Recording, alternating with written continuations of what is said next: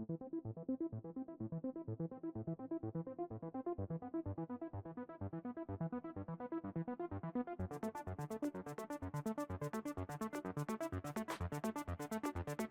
everyone, welcome back to the range.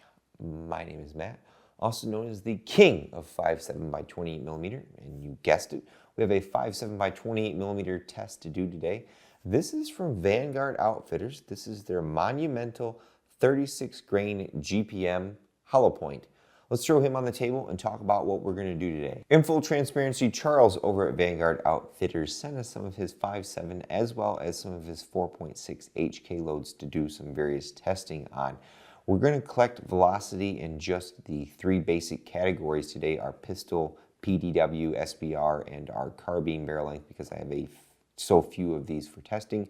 We're going to do a practical accuracy, and we'll do some gel testing with different types of barriers. It's interesting to note that this particular load is using Vanguard Outfitters' own manufactured brass, so they have their own head stamp on here, their own specialized case coating that it's there to mimic our factory FN lacquer type coating. For any of you that reload, I have done some resizing on this type of brass, and it seems to resize okay. But the coating is a little different, so you're going to need to use a very good lubricant, typically a lanolin oil or maybe a resizing wax to make sure that you don't get these stuck in your dies. So we're going to do just our 5.2 inch, which is our Palmetto State Armory Rock. This is cut for an optic, but I don't have one on here. I probably should pick one up.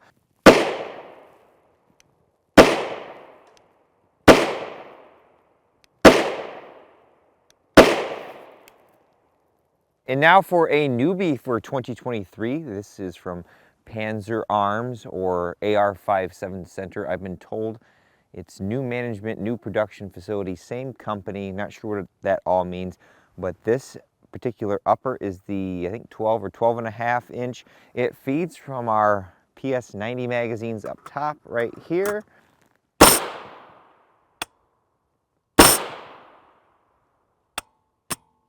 And finally, our 16 inch, this is our Ruger LC carbine.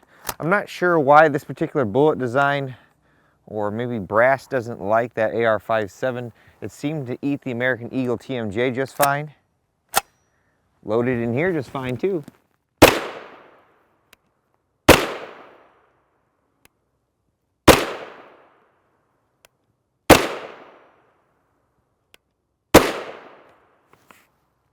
Hopefully it's reading those velocities, 2291, not too bad. Here is our Vanguard Outfitters GPM at 25 yards using our MK57 from CMMG with a 6-power scope set to all the zooms, about 80 degrees outside today, minimal to no wind. 1.289 inches out of a 7-shot group. I had 2 extra rounds and I figured I'd just throw them down here. Fairly consistent, can't complain about that. While we have the opportunity, we're going to run this load from Vanguard Outfitters against our clear ballistics gel from the pistol, PCC, and carbine length barrels. We've got our 6x6x16 10% FBI spec clear ballistics gel block down there.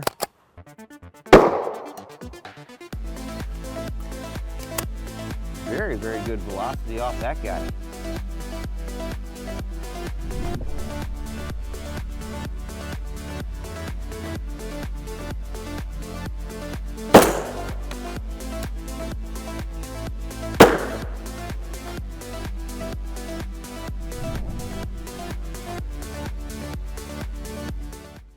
We'll start with these 16-inch results and then we'll flip the block over. We have a very short neck, around 1/2 of an inch. If you guys remember the G2 RIP round, it looks like the petals of our round are fragmenting off and shooting away from the wound cavity out to about the 5-inch mark, and then all the way down to the 16-inch is our core. Pretty much identical wounding from the 8 and 5.2 inch barrel. Again, we have these fragments breaking off early. From my understanding, we want those to break off into the 8 to 9 inch. 5 to 6 inches is a little low for personal protection, but we have penetration depths out to the 14-inch mark and again to the 15.5-inch. So fairly impressive. Again though, wounding after that 8-inch mark is going to be very limited because there's not a lot of that bullet left. So it's been debated at velocities under 2,200 feet per second. We want as much of a large of his bullet as possible because we're going to have tearing and tissue disruption of what that little bullet comes in contact with. We're not getting that rifle-like wounding from the stretch cavity exceeding the elasticity of tissues. So I'm kind of back and forth about a round like this for personal protection. It does meet our penetration depths though, and it has velocity on its side. I just would like to see that more as a jacketed hollow point and expand out, keep those petals and still get to that depth, but it's fairly consistent. Here is just a top-down shot of those wound tracks. This one right here on top that made it out to 14 inches is the pistol. Then the 15.5-inch one was the PCC. Those are probably around a 4-inch or larger spread there. I'll get a retained weight on each one of those, but it looks fairly consistent. You can see the outside petals pretty much broke away from that copper. I'm not sure if it's compressed like we've seen with the 30 grain Barnes varmint grenade that we saw tested from the FN, or if that's just a copper and that's the way it broke off. But there you have it, folks. Our assessment of our GPM would not be complete without trying this against our soft body armor. Based on its construction, I feel that the Kevlar aramid fiber may be a good challenge for our pistol, and we have a polyethylene plate to go from if this doesn't work. This is a rime leg panel from AR500 Armor or Armored Republic. Sorry, I forgot to hit record on the slow-mo, but there was our 5.2-inch GPM. We are more than 2 inches away from those previous shots. That's a fair hit. Uh-oh, Raggy, we have penetration. And look at this. Right around, it's gonna be hard to see, sorry. Right around the 12-inch mark is our base. If we come down here, maybe you can see right there, maybe the sun's kind of obscuring it. We have a little bit of fragmentation right there, and then pretty much our base is left out to the 12.5-inch mark.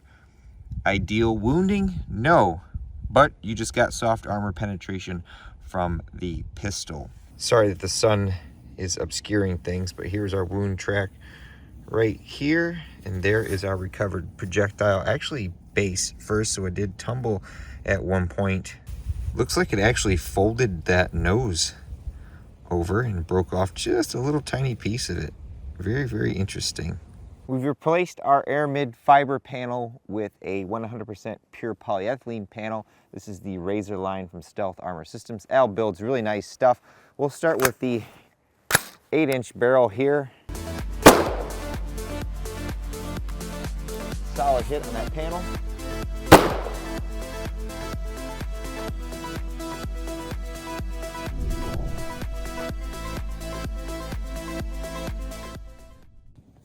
There is our shot right there. Uh-oh, Raggy, we have penetration there. We have our base, where's my little focus, right out to the 13.75-inch mark. Now that may be skewed a little bit because there is a pre-existing wound channel that it intersected.